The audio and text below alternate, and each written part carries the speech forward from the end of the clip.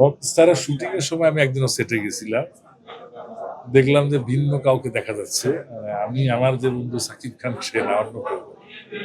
তো আমি একটু আশ্চর্য হলাম এবং আসলে কি ও পারে নিজেকে ভাঙতে পারে বিভিন্নভাবে। নিজেকে ক্যারেক্টার অনুযায়ী তৈরি করতে পারে। সো এই রকস্টারের যে ক্যারেক্টারটা ওর এবং যে ক্যারেক্টারটা সে প্লে করেছে আমার কাছে মনে হলো যেন ওর ওই ক্যারেক্টারটার জন্য সে নিজেকে তৈরি করেছে। কারণ এই বয়সে একটা ছেলে ওরকম একটা বাচ্চা ছেলের মতো লুক নিয়ে ক্যারেক্টারটা করা